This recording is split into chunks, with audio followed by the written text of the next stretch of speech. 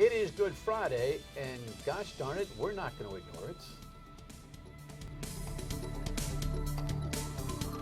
Welcome to My State of Mind. I am Dan York, and as the subject line shows, it's important that I articulate my state of mind. And on Good Friday, I think it's important to recognize that it is Good Friday. It's one of the strangest days of the year, the most solemn day in the Christian calendar, and yet it is a bonanza day off for a lot of folks. And I have learned not to judge. And with my guests this evening, I'll kind of explain to them why I have learned not to judge, but I am really honored to have some clergy here tonight to talk about the season, what it means, and why it ought to be important to you. Now, you've seen Palm Sunday video, right, if you hadn't been to church this past weekend. And those of you who are Jewish viewers, we always welcome you into the conversation as well. And in fact, there's some local video of Palm Sunday observances by the Episcopals, which are, you know, the Catholic lights, right? Are we allowed to say that, Bishop?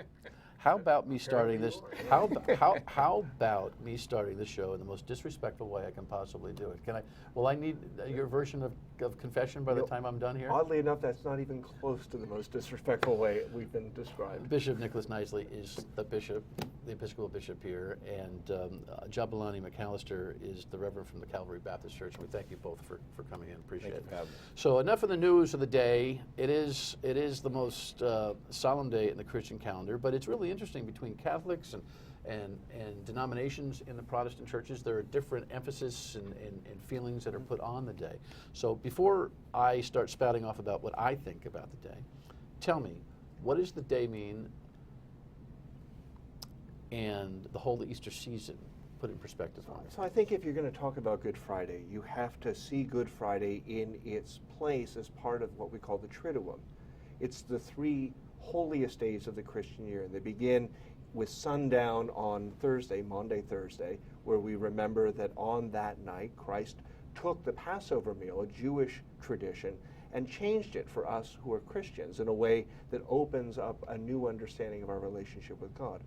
On Good Friday, Christ died on the cross, was buried. Holy Saturday, he laid in the grave, and sometime between the evening of Holy Saturday and the sunrise on Easter Day, Christ rose again. And it's that journey from the Passover meal shared with friends to his abandonment, to his death, to the pathos of the grave, to the resurrection that we are remembering. And we begin that three-day journey on Good Friday. All right. Reverend, observation from 36,000 feet about this day and this season? Well, I agree with the bishop that it is that journey that's important to emphasize. And another thing that is important to emphasize is the great sacrifice that was made by Jesus on that Good Friday, and not just staying dead, but arising on that Sunday. That's one of the major things, I think, for most Christendom to remember, because now that he has made that sacrifice, then we have access to that relationship with him through the sacrifice that he made. Mm-hmm. So in addition to what Bishop was saying, that's an important piece as well. You know, I have to be careful not to cop an attitude about Good Friday. Background for you guys, I mean, on the radio for years, I stopped the show and made a 3-hour commitment to Good Friday. The passion, brought kids on, got a lot of pressure from the company, didn't like it. You know, doing a non-secular type of thing on a very secular radio program, which of course is mostly smash mouth football most days, right? So, so people who know me from the radio know that I've done that. And you also got to be a little bit careful not to get too lofty about how some of us observe the real meaning of Good Friday and so many others don't. Right. The one thing that I want you guys to dominate this conversation more than me, but the one thing that came to me one day, literally in prayer, and as a terrible sinner, you know, I do pray once in a while. After examining what Good Friday actually might have been like factually, historically, nobody else was paying attention to him getting killed either. Right. Nobody was paying attention.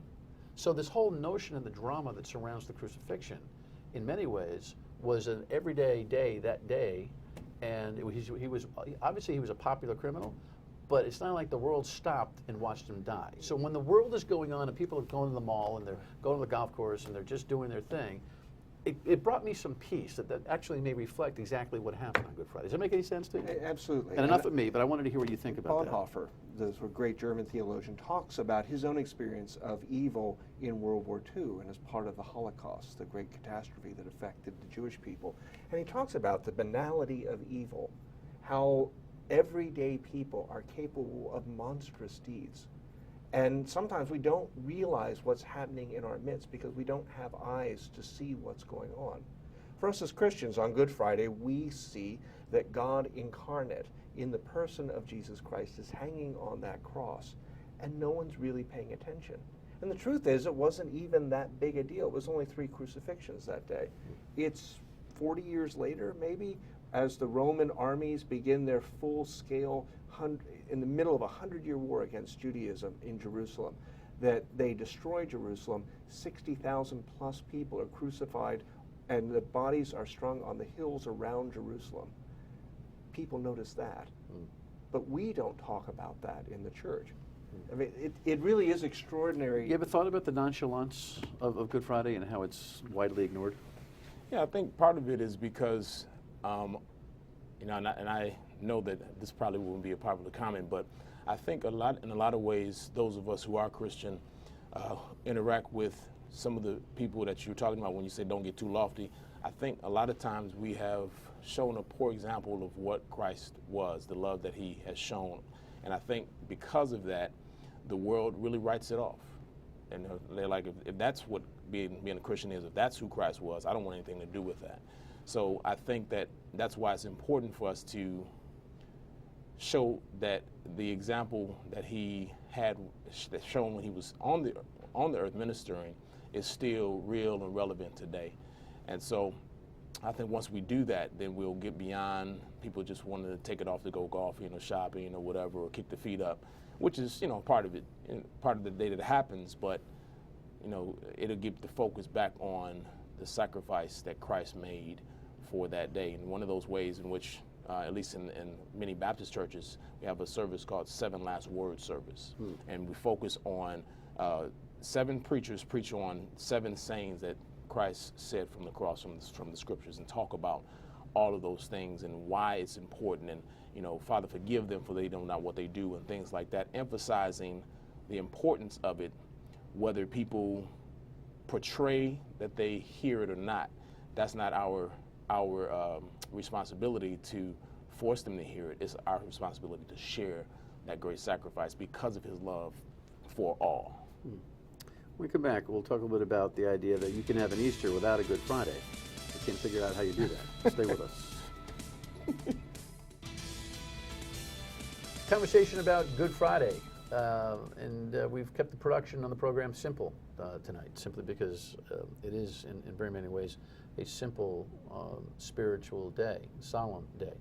And it may be, what are you doing, Dan? Having a religious conversation on the program. Well, theology is actually fascinating if you let your mind open up a little bit. And even if you're not really experiencing Good Friday the way others might, it's still an interesting topic. Jabulani McCalister is the Reverend from Calvary Baptist Church, and we've got Bishop Nicholas Knisely in here today to talk a little about this. I often just ask this question, and I'm sure I did on the radio today. We taped this a couple of days ago because these guys are busy on Holy Thursday and Good Friday ministering. People come with their Easter bonnets to services on Sunday. They're all pumped up. There's Easter eggs. The kids are chocolate up and charged up. The families are getting together for ham or whatever else they're doing. Big family celebrations. And it's a beautiful thing because Jesus is risen, correct? Yes. But if you don't do a little Good Friday, I'm not sure how you get that celebration and its fulfillment. Talk to me about that. Do you agree? Yeah, I agree. You can't get to the celebrations on Easter if you don't have the suffering that happened and the sacrifice that happened on Good Friday. I mean, that's the whole reason why we can celebrate and try to live a Christ-like life now is because he rose. If he didn't rise, then the whole thing is irrelevant. But because he did rise, then it's important for us to understand that the empowerment he gives us through that sacrifice that happened on Good Friday informs the resurrection and the access that we all have to resurrection because of the sacrifice he made for us. So how do people do it? Well, one of the most poignant stories, I think, of the resurrection is when Jesus appears to Thomas in the closed upper room and says, "You need to put your fingers in the wounds in my hands and in my side so you will understand." The resurrected Jesus carries the scars of Good Friday. Mm-hmm. The scars and the suffering do not go away, but they are transformed into a new meaning. I think for us, as we are making our journey through Good Friday, we have to remember that Good Friday leads us to Easter. There's no other way to get to Easter but through the gate of Good Friday. When I was a parish priest, we had these Stations of the Cross that we hung in our congregation. They were somber, they were powerful, and we would traditionally take them down on Easter Day to celebrate the resurrection. One year, the Sunday school director had the children make felt Stations of the Cross, and I was struck because they had Jesus smiling as he was carrying his cross. And there's a really deep theological conversation to be had about that. But we put them up on Easter, and someone asked, well, we shouldn't have them on Easter. I said, but that's the whole point of Easter. It transforms the suffering that we experience, and it gives it meaning. It isn't simply suffering for no purpose or no rational reason. It's now suffering that is contained within this resurrection. We have experienced something of God's love in the difficult journey we've passed through. And I think that's what happens in the liturgy. Palm Sunday, for people who don't make it to Good Friday, at least Palm Sunday in the Roman Catholic Church, in the Episcopal Church, other liturgical churches, will have the Passion narrative read now, because we've recognized not everyone. Do you do that in the Baptist Church? Yes. Okay. Are there differences, significant differences between the reflections, the liturgies, say between Baptists and Episcopals, never mind Catholics? There are wider differences within the Episcopal Church between different Episcopalians than there are between the sort of medium of where the Episcopal Church is and the Baptist churches are. And even within the Baptist denomination, it is like 60 different ones. Right. And then you have different cultural things that are happening. So, for example, in the church I serve now, it's multi-ethnic, multicultural. So there's a lot of those nuances there from when the church was, an all-Caucasian church to now the more international one. There's differences where, as I said, some Baptist churches, whether it's an ethnic one or not, observe Holy Week, having a revival that entire week, and then having that 7 last word service, or Monday, Thursday service, and then that 7 last word service, and it's more celebratory. Are your services in general uplifting, very musical, that kind of thing? Some of them are. Like I said, some of the more congregations of color are more celebratory. Let's not beat around the bush. There's nothing more fun for me to go to a primarily African American Christian church, because I had a close friend of mine years ago who, from time to time, would just bring me to church. Like, I'd go to Mass, and then I'd go to the Protestant church. And I said to our bishop one day, not this bishop, but the prior, I said, you know what, devout Catholic, committed to the faith, but I got to tell you, it's a whole lot more fun over on this side. And he said, you know what, and then he actually made a recommendation to me in terms of the parish I should attend, because it had a little bit more versatility. But there is a spirit that occurs in African American Christian culture that I think is phenomenal and hardly duplicated. In our Latino congregations, you'll see that same thing. And I think it's because people who've had to suffer, people who've been persecuted, people who have been put outside the system understand what resurrection means and understand what deliverance means in a way where people of privilege and people of economic power sometimes have a harder time understanding it. It's funny. I think you'll find that people with wealth... There's definitely a tension there with that, yeah. People with wealth find Good Friday more powerful because it's restorative to them. It reminds them of their place. Whereas people who are coming out of suffering will find Easter to be that great moment. Talk to me about I think that's fascinating. Listen, this short half hour could go on for hours and hours. I find this. Have us back. Well, I hope that you'll feel it when we're done that you want to. So this show is airing at 7:30 and 11:30 on Friday night, on Good Friday. If you didn't make a service, or if you didn't formalize your observance of Good Friday and you're watching the show, what do you do? There are some wonderful places online to go. The episcopalchurch.org will have resources online. You can watch meditative videos. You can hear 7 Last Word sermons preached in different churches from around the country. There are some extraordinary things on Twitter, social media. You know, you could sit quietly and just put aside half an hour or an hour and watch, listen, think, be quiet, see what God has to say. Yeah, but there's also, the 7 Last Word service usually is like noon to 3, you know, going with the historical time when he was crucified. But there's also churches that have gone to a different model, understanding the different schedules and things like that, and have offered evening services as well. Even in, you know, around Rhode Island, there's different churches that do that. So, and there's always an option, you know, to go. Yeah, but if you can't go, I say, here's the thing, and this yeah. is where the judgment part, I think, is you got to be very careful as those who observe the day for at least the category of solemnity that it's supposed to bring to them, and say somebody gets into a conversation with another about how important the day is, and the person they're speaking with finally recognizes that, yeah, I should have paused, I should have done something. The very idea that you recognize that is part of it. In other words, it doesn't have to be some wailing, screaming, crying, crucifix kissing, kneeling. Our God thing, is the God of right? great cosmic do-overs. Say that again. Our God is the God of great cosmic do-overs, of forgiveness. And if you didn't do it when you thought you should, do it when you feel you can, because that's what really matters. I believe that as well. I mean, because we spend a lot of time condemning everyone, but again, people know they know they messed up. All of us know that we are not perfect.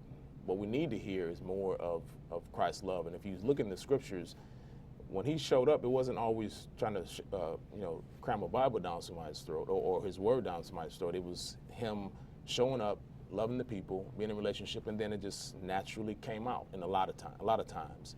And that's when they were, you know, people were more open, and that's what we have to do, be more open to that. Okay, so you didn't make the service, don't feel guilty about it. As Bishop said, there are other ways that you can connect with God, that, as he mentioned, you know, if you can't make it physically there, here's a start where you can, and then next time perhaps you'll come. Sure. Open up your Bible. Mark's Gospel takes about an hour and a half to read. If you read slow, you can make it 3 hours. You've just had your 3-hour observance. But read Mark's Gospel. Read one of the Gospels in the Bible. It's an extraordinary story, and every time you read it, you will be changed. So when we come back, in about a 5 or 6 minute period, we'll have the answer to the question, who believes this stuff anyway? Stay with us.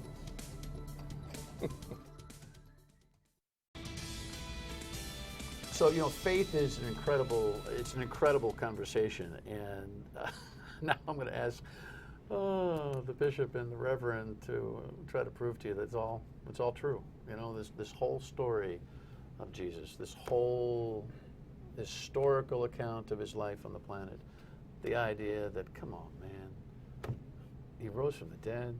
What up with that?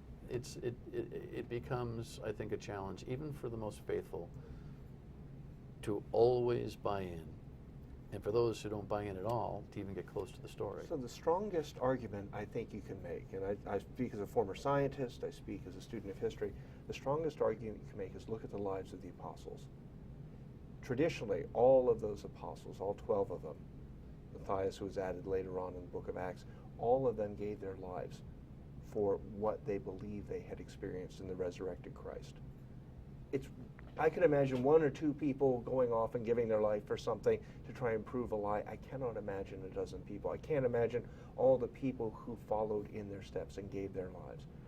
Look at how they changed. In the story of the gospel, they go from not understanding anything, they go from being afraid, they go from completely abandoning Jesus on Good Friday to somehow finding courage and going all out in the world. Thomas, by tradition, died in India.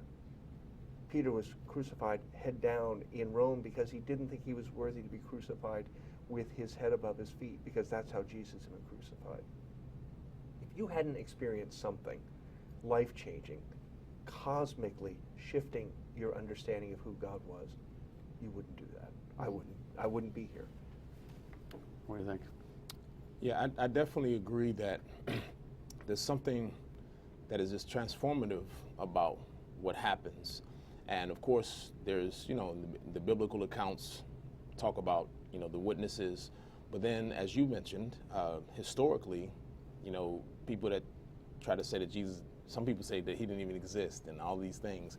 Historically, for example, the Jewish historian Josephus talks about in his writings the crucifixion that happened. And then there's other, historical things that people talk about in terms of this resurrection. But I think the difficulty comes when you try to broach a topic of faith, as you said, and when we came back again. Because for those of us who do believe, as the bishop said, it's something that happened, well, speaking for myself, that happened to me that, see, a lot of people think because I'm a pastor now that I've always been a Christian. Well, not until I actually interacted with people who I considered, they didn't just tell me they were Christian, I saw them and how they were, and then I experienced it myself, the spiritual transformation that happened that can't even really be articulated in words, but there's just something so enriching about being in relationship with Jesus. And that's why earlier I was saying it's not just about the religious trappings and ideologies, but it's about the relationship with Jesus. And I think when people get plugged into that relationship, then that's when their faith will increase. In spite of what happens, in spite of what people say or don't say, it's a personal grasping of that faith in him. Fascinating. So give me a 30-second thought for Easter for 2015. Jesus is alive. He was resurrected for us. And it's a glorious thing to know that and to experience that. And I hope that others will see for themselves, try for themselves, and get to know him. And they'll see that it's real and it's true. Bishop? God loves you. God adores you. And because God loves you, there is always hope. Even in the darkest part of your life, God is with you, and God can bring joy and happiness to you. Open yourself to God. Listen to what God is saying in your heart. And as you respond, you will experience Easter. There you have it. Happy Easter, gentlemen. Happy Easter to you. Thank you very much. Appreciate God it. bless you. Final word and we come back. Stay with us. All righty, welcome back in. I just wanted to wish you a happy Easter. This is something that, on secular broadcast, people don't generally do. And if they do, it's very casual and it's very social cultural. I hope that if you have experienced the solemnity of Good Friday, that you have experienced that which you hope to experience. If you haven't experienced the solemnity of Good Friday because you've just been running around, and by the way, again, there's no judgment about that anymore. I have no right to even suggest that you've made a mistake, and our clergy certainly did a great job of explaining that there's always a second chance. But go ahead and take a moment. Just take a moment. And if you just take a moment, then Easter becomes a celebration. And it certainly should be. So, and I celebrate you for watching the broadcast. So I wish you the happiest and holiest Easter that you could possibly have. We'll be back at it for all the rock'em sock'em stuff that we do here nightly on Dan York's State of Mind. Have a great weekend.